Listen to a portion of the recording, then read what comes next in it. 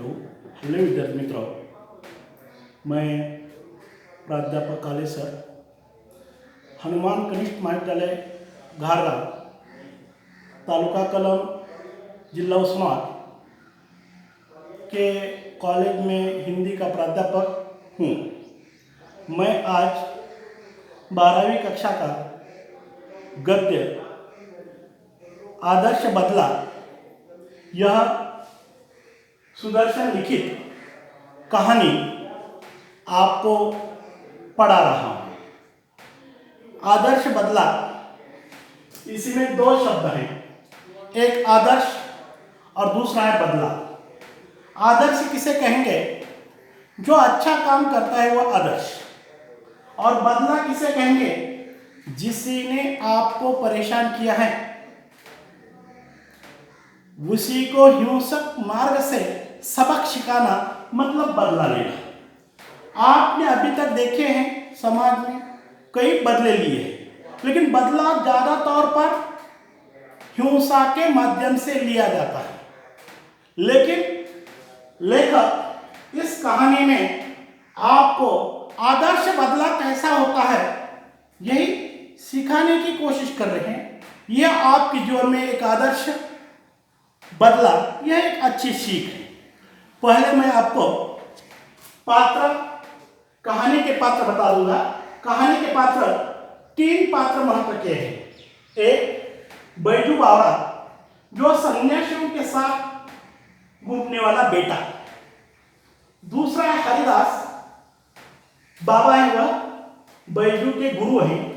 और तीसरे हैं तानसेन, जो आगरे के दरबार में बादशाह के गायक कवि हैं। अभी देखिए, एक दिन 4-5 सन्यासी आगरे के दरबार में गीत गाते जा रहे थे। उन्हीं के साथ छोटा सा लड़का जो बैजू बावरा था, वह गीत गा रहे थे। उन्हीं का कहना था, हम क्या करेंगे, जब समय मिलेगा उसी समय भगवान का नामस्मरण करेंगे, तब हमारा पूरा ख्याल भगवान के यादों में चला जाएगा। हम गीत नहीं गाएंगे, भगवान को याद नहीं करेंगे, तो हमारी नजरें, हमारी दृष्टि कुछ गलत मार्ग की ओर जा सकती है। ऐसा इन साधुओं का कहना था। इसीलिए सवेरे सवेरे यह साधु और एक छोटा सा लड़का आगरा दरबार में गीत गाते जा रहे थे। उसी समय किसी ने यह समाचार तानसेन और बादशाह को बता दिया। बादशाह ने आदेश दिया, जो लोग गीत गा रहे हैं उन्हीं को पकड़ कर ले आओ। नौकर चले गए। बादशाह ने जिसी को पकड़ने के लिए कहा था, उसी को, उस सन्यासी को पकड़ा है और दरबार में लाकर खड़ा कर दिया है। बादशाह ने और तानसेन ने कहा, आगरे का कानून यह है, यहां किसी ने गीत गाने का नहीं है, और जो गीत गाएगा उसको तानसेन के साथ मुकाबला करना पड़ेगा। और तानसेन के सामने वो हार गया तो तानसेन उसी को जो सजा सुनाएगा वह उसी की उसी सजा को उसी को पालन करना पड़ेगा। यह हमारे दरबार का कानून है। अब यह सन्यासी कहने लगे, हमें मालूम नहीं है, हम अज्ञानी हैं, लेकिन बादशाह के सामने किसी का चलता है, उसी को तानसेन के सामने गीत गाने के लिए कहा और प्रतियोगिता लगी। तानसेन और यह सन्यासी उसी में हार गए और तानसेन के सामने सन्यासी हार गए। तानसेन ने आदेश दिया, यहां का कानून ऐसा है, जो हार जाता है उसी को फांसी के फंदे पर लटकाया जाता है।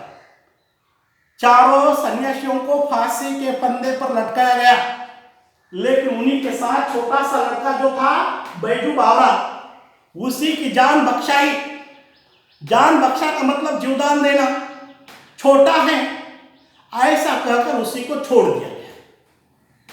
बैजू बावरा रोता हुआ जंगल में जहां उसी की कुटी थी, झोपड़ी थी, उसी झोपड़ी में जाकर जोर जोर से रोने लगा। कहने लगा, मैं बर्बाद हो गया, पिताजी तुम मुझे छोड़कर क्यों चले गए? आप मुझे बार बार कहते थे समाज बहुत बुरा है, उस लोगों से आपको कुछ सीखना पड़ेगा और मैं सब कुछ तुझे सिखाऊंगा, लेकिन आप मुझे कौन सिखाने वाला? इसी तरह से वह चिल्लाने लगा, रोने लगा, अब मैं जिंदा रहकर कुछ फायदा नहीं है, इसी तरह से कहने लगा। लेकिन उसी की आवाज सुनकर वहां पे हरिदास बाबा आ गए। उन्होंने बैजू बावरा को कह दिया, शांति रखो, शांति रखो। बैजू बावरा ने हरिदास के चरणों पर अपना सिर रखा। महाराज, मैं शांति कैसा रख सकता हूं? जो मेरे सर्वस्व थे, मेरे पिताजी, उसी को फांसी के फंदे पर लटकाया गया है। मैंने उन्हीं को कहा था कि उन्हीं की जान बख्शा दो, क्योंकि उन्हीं को मालूम नहीं था, फिर भी नहीं माना। मैं उसी पिताजी के मौत का बदला लेना चाहता हूं। इसी तरह से वह बोल रहा था। महाराज ने उसे बैजू बावरा को बहुत समझाने की कोशिश की है और समझाकर कह दिया, ठीक है, ठीक है, मैं तुझे कुछ सिखाऊंगा। उसने कह दिया, महाराज जो कहेंगे वह मानूंगा, जितना कष्ट उठा पड़ेगा वह मैं उठाऊंगा, लेकिन मेरे पिताजी के मौत का बदला लेकर रहूंगा। महाराज ने उसी को कह दिया, तुझे मेरे साथ 12 साल तक तपस्या करनी पड़ेगी। मैं जो कहता हूँ आपको मानना पड़ेगा, सुनना पड़ेगा, और कड़ी मेहनत करने के बाद तुझे ज्ञान प्राप्त होगा, तब तू बदला ले सकता है। बहुत खुश हो गया बैजू बावरा। 12 साल में 12 जीवन में क्या करूंगा? कड़ी मेहनत करूंगा, लेकिन पिताजी के मौत का बदला लेकर रहूंगा। इसी तरह से उसी ने बाबा को वचन दे दिया और बाबा के साथ रहने लगा, कड़ी मेहनत करने लगा। बाबा जो कहते थे वह मानने लगा। 12 साल तक पूरा ज्ञान हासिल किया, ज्ञान विद्या में, और हासिल करने के बाद हरिदास बाबा ने कहा, देखो जो मेरे पास था मैंने आपको सब कुछ दे दिया, आज तुम परिपक्व हो गए हो, सब कुछ कर सकते हो, लेकिन यह ज्ञान का उपयोग करते समय पहले मुझे आपको वचन देना पड़ेगा। ठीक है महाराज, तुमने मेरे लिए 12 साल तक मेहनत की है, मैं आपको वचन देता हूं। ऐसा कहकर हाथ पर हाथ रख दिया और कह दिया, इसी ज्ञान का मैं जीवन में दुरुपयोग नहीं करूंगा, किसी को सताऊंगा नहीं है। इसी तरह से उसने क्या कर दिया है? वचन ले लिया है। बैजू बावरा बेचैन हो गया, और मैंने 12 साल तक क्या कर दिया? जो कड़ी मेहनत के एक शब्द ने बर्बाद हो गई। मैं इसी से क्या नहीं कर सकता? पिताजी का बदला तानसेन के खिलाफ नहीं ले सकता। इसी तरह से निराश हो गया। फिर भी उसने कहा, हाँ, गुरु को उसी ने जो वचन दिया था उसी को पालना ही पड़ेगा। हाँ कह दिया, और वह वहां से चला गया। कहाँ आ गया? वह आगरे के दरबार में आ गया, और आगरे के दरबार में आकर वह गीत गाने लगा।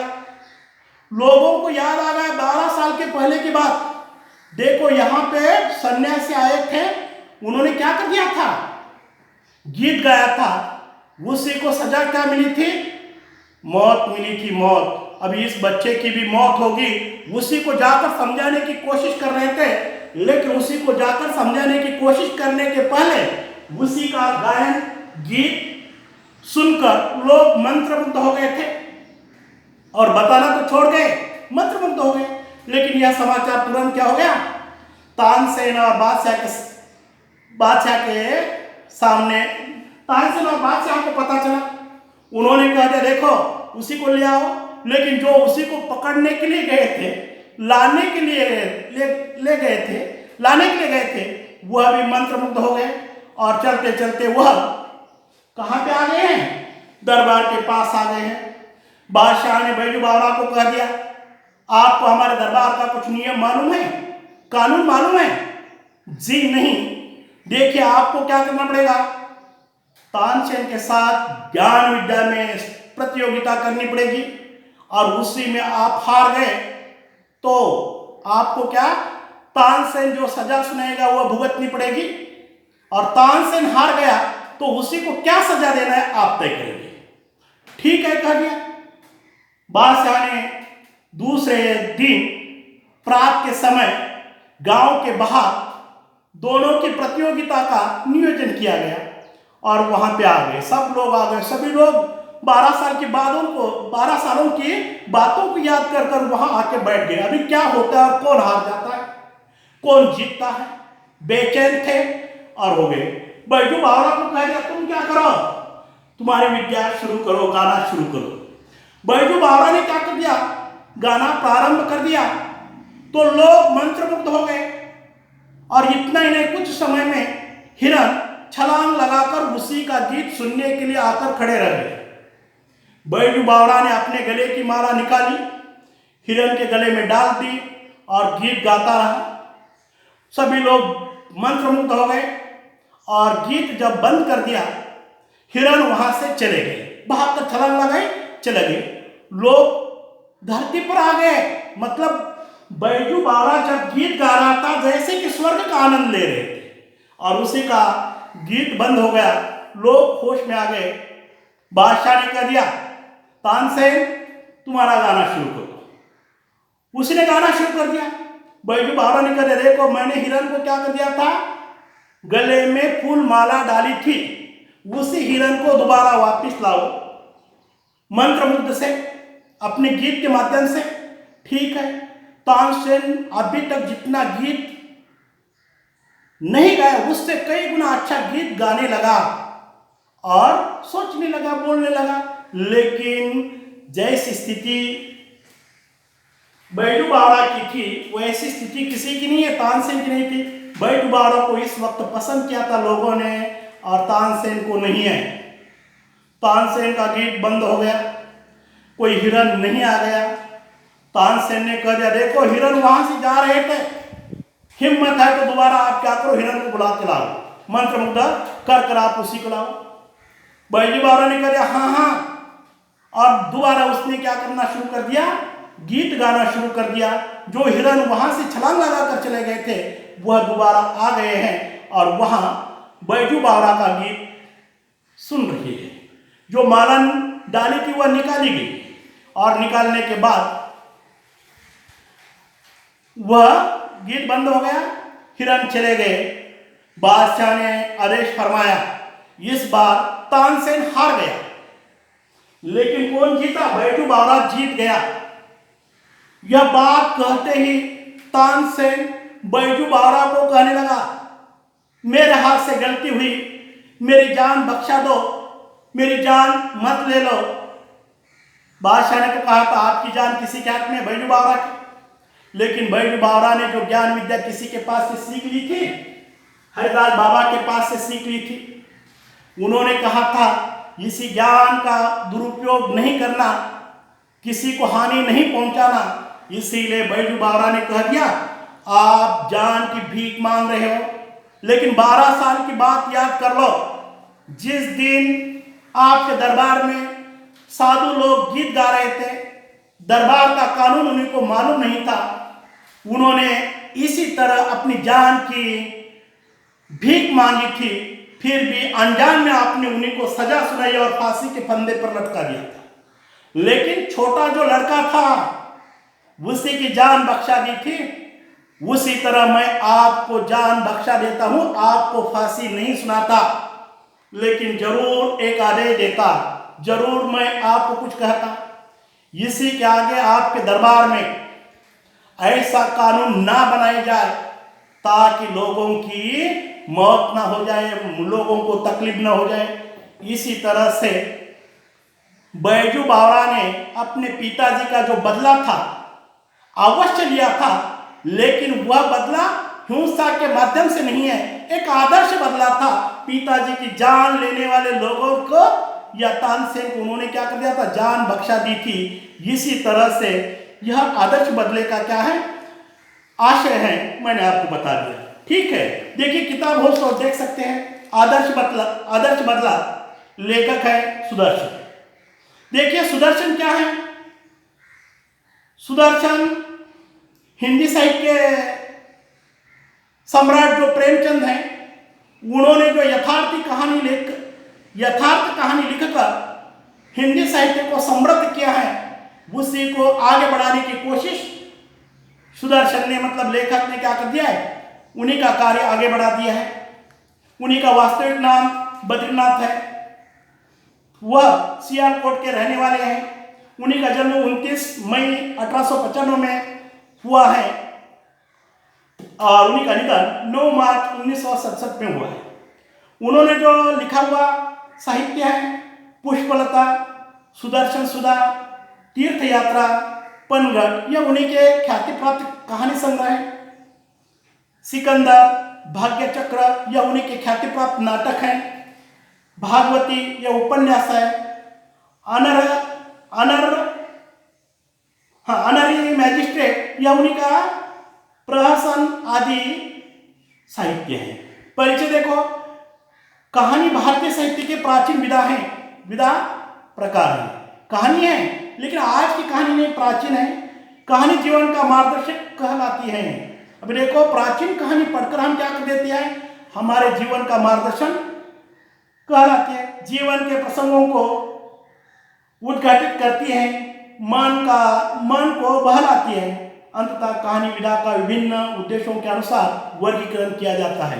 देखिए, आज हम देखते हैं प्राचीन कहानी पढ़कर हम हमारे जीवन को अलग मोड़ देने की कोशिश करते हैं, उसी का जो आदर्श है लिया जाता है। इसी तरह से क्या है इस कहानी की भाषा सरल सीधी भाषा है। मोहरों का कई जगह प्रयोग है। प्रवाहमान शैली कहानी की प्रभावोत्पादकता को वृद्धिगत करती है, मतलब बढ़ाती है। देखो, पाठ परिचय। प्रस्तुत पाठ में लेखक ने बदला शब्द को अलग ढंग से व्याख्यायित करने का प्रयास किया है। मैंने तो आपको कह दिया, बदला मतलब जिस आदमी ने आपको परेशान किया है उसी को हिंसक मार्ग से सबक सिखाना मतलब बदला है। लेकिन लेखक ने इस कहानी के माध्यम से अलग ढंग से क्या कर दिया, बदला लेने की कोशिश किया। हुआ बदला आदर्श बदला कहलाया जाता है। यदि यह बदला किसी के मन में उत्पन्न हिंसा को समाप्त कर उसे जीवन का सम्मान करने की सीख देता है। देखिए, हम जो बदला लेते हैं आगे के आदमी को नष्ट कर देते हैं, आगे के आदमी को नुकसान पहुंचाते हैं। लेकिन सुदर्शन ने आदर्श बदले के माध्यम से जो सीख दी है, आगे के आदमी के हाथों से जो गलत कृत्य हो गया है उसी से सोचने के लिए मजबूर किया है और आगे इसके आगे हम गलत न कार्य करें, यही उसी को सीख मिलती है। देखिए, बचपन में बैजू अपने पिता को भजन गाने के कारण तानसेन की क्रूरता का शिकार होता हुआ देखता है, परंतु वही बैजू तानसेन को संगीत प्रतियोगिता में पराजित कर उसे जीवदान देता है। अभी देखिए, बैजू बावरा, मैंने आपको कहा कि बैजू बावरा बचपन में अपने पिताजी को तानसेन की शिकार होते हुए दिखाई दिया है, जिसे उसी को फांसी के फंदे पर लटकाया गया है। यह होने के बाद भी बैजू बावरा ज्ञान विद्या हासिल कर तानसेन को हराता है, फिर भी तानसेन की मौत नहीं लेता, वह उसी की जान बख्शाता है। यही आदर्श इसमें दिखाने की कोशिश की है। देखिए, और संगीत का सच्चा साधक सिद्ध होता है। हम क्या करते हैं, किसी के खिलाफ बदला लेना है तो हम हिंसक मार्ग को अपनाते हैं, लेकिन बैजू बावरा ने 12 साल तक तपस्या की है, मेहनत की है और जो ज्ञान प्राप्त हो गया उसी ज्ञान के माध्यम से आगे के आदमी को सबक सिखाया है। और वह भी गलत मार्ग से नहीं है, वही हिंसक मार्ग से नहीं है, आदर्श, ताकि उसी के जीवन में वह कभी बुरा कृत्य न करे। इसी तरह से ठीक है। देखिए आगे, कलाकार को अपनी कला पर अहंकार नहीं करना चाहिए। अभी देखिए, थोड़ी सी कला आ गई तो लोग अहंकार करते हैं। जैसे तानसेन का कहना था, जो ज्ञान विद्या है वो मुझे है और किसी को नहीं है, जो मेरा सामना करेगा तो मैं हार जाऊंगा और जो वह हार गया तो मैं उसी की जान ले लूंगा। मतलब उसी का गर्व था। कला का सम्मान करना कलाकार का परम कर्तव्य होता है। अरे छोटा हो या बड़ा हो, कोशिश कर रहा है उसी की प्रशंसा बढ़ाई जाए, उसी कार्यों में और भी गति बढ़ाने की कोशिश करनी चाहिए। लेकिन वैसा यहाँ नहीं हो रहा। ऐसी स्थिति है, यह तानसेन के माध्यम से कला पर गर्व करने वाला व्यक्ति थोड़ी सी गलती के लिए आगे के आदमी की जान लेने वाला आगे का आदमी बता रहा है, देखो हमें मालूम नहीं था, लेकिन अज्ञान ही क्या है, कानून न मालूम होना यही अज्ञान है। अज्ञान के लिए आपको क्या करना पड़ेगा, फांसी के फंदे पर जाना पड़ेगा। लेकिन उसी को सबक बैजू बाबा ने अलग ढंग से देने की कोशिश किया है। देखिए आगे, प्रभात का समय था, आसमान में बरसती हुई प्रकाश की किरणें संसार पर नवीन जीवन की वर्षा कर रही थी। अभी देखिए कब का समय है, यह सन्यासी लोग आगरा में पहुंचे थे, तब प्रात का समय था, मतलब सवेरे सवेरे समय था, सवेरे का समय था। आसमान में बरसी हुई प्रकाश मतलब अंधेरा चला गया था, प्रात हो गई थी। पूरब की ओर से सूर्य क्या हो रहा था, ऊपर उठ रहा था, उसी की किरणें संसार पर नई नई पड़ रही थी, वर्षा कर रही थी, मतलब गिर रही थी। 12 घंटों के लगातार संग्राम के बाद प्रकाश ने अंधेरे पर विजय पा ली। अभी देखिए आपको मालूम 24 घंटे का दिन रात होता है, 12 घंटे दिन है, 12 घंटे रात है। अंधेरी रात 12 घंटों पर मात कर इसी प्रकाश ने क्या कर दिया था, अंधेरे पर मात की थी और उजाला गिरा हुआ था, उसी की वर्षा, उसी की सूर्य किरणों की वर्षा हो रही थी। मतलब संघर्ष करने के बाद जीत होती है। जैसा अंधेरे के साथ उजाले ने 12 घंटों तक सामना किया, तब उसी को वह पराजित कर सका और बाद में आपको दिन देखने को मिला। उसी तरह अपने जीवन में भी होता है, एक दिन में कभी उजाला नहीं आता, जैसे कि 12 घंटे तक उसी को सामना करना पड़ा है, उसी तरह। देखिए आगे, इसी खुशी में फूल झूम रहे थे, पक्षी मीठे गीत गा रहे थे, पेड़ों की शाखाएं खेलती थी और पत्ते तालियां बजाते थे। अब तो सवेरे का समय है, कहाँ का, आगरे के समय, आगरे के इलाके का। अंधेरे पर मात कर उजाला आ गया है, प्रकाश की किरणें वर्षा कर रही है और सवेरे सवेरे खुशी का माहौल है, फूल झूम रहे हैं, पक्षी मीठे बोल बोल रहे हैं, पेड़ की शाखाएं खेलती हुई पत्ते के माध्यम से तालियां बजा रहे हैं। मतलब सवेरे का खुशी का वर्णन लेखक ने यहाँ पे किया है। चारों तरफ खुशियां झूमती थी, मतलब सवेरे सवेरे रात भर नींद लेकर जब उठते हैं तो आदमी प्रसन्न होकर अपने कार्यों को लगता है। उसी तरह पेड़ के माध्यम से, पत्तों के माध्यम से, फूलों के माध्यम से कवि ने उसी समय का वर्णन किया है। देखिए, इतने में साधुओं की एक मंडली शहर के अंदर दाखिल हुई। सवेरे का समय खुशी खुशी समय है, साधु मंडली क्या है, साधुओं की मंडली क्या हो गई है, वहां पे दाखिल हो गई है और गीत गा रही है। इतने में साधुओं की एक मंडली शहर के अंदर दाखिल हुई। उन्हीं का ख्याल था, मन बड़ा चंचल है, अगर इसे काम न हो तो इधर उधर भटकने लगता है। अभी शहर में सवेरे क्या हो गई है, साधुओं की मंडली दाखिल हो गई है और उन्हीं का कहना क्या था, हमारा मन, हमारा मतलब इंसान का मन बहुत चंचल है, कभी एक जगह पे नहीं होता, कभी इधर देखता है, कभी उधर जाता है। ऐसा न हो, इसीलिए अपने मन को काबू में रखने के लिए उन्होंने क्या कर दिया था, हमेशा के लिए भगवान का नामस्मरण गीत के माध्यम से करते थे। भटकने लगता है और अपने स्वामी को विनाश की खाई में गिरा कर नष्ट कर डालता है। अभी देखिए, हम हमारा दिल हमारे काबू में रख लेंगे तो भी तभी कभी विनाश नहीं होता, लेकिन लोग अपने मन को खुला छोड़ देते हैं। वह ऐसा कृत्य कर देता है ताकि मालिक को क्या कर देता है, खाई में नुकसान पहुंचा देता है। ऐसा न हो, इसीलिए यह साधुओं की मंडली गीत गा रही थी। इसे भक्ति की जंजीरों से जकड़ देना चाहिए। साधुगत जंजीर मतलब लोहे की जो कड़ी होती है, एक को लगकर इसी से बंद करना चाहिए। इसी तरह से सुमर सुमर भगवान को, मूर्ख मत खाली छेड़ इस मन को। अभी देखिए, सुमर मतलब स्मरण कर, किसी का करना है स्मरण, भगवान का। सुमरण सुमरण भगवान को, मूर्ख मत खाली छोड़ इस मन को। हे मूर्ख, ये व्यक्ति, तू क्या कर, इसी मन को खाली मत छोड़।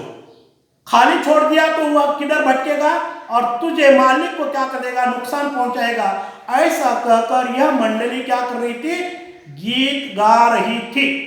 ठीक है, आदर्श बदला यह कहानी का पहला भाग हो गया, दूसरा भाग बाद में लिखेंगे। Thank you.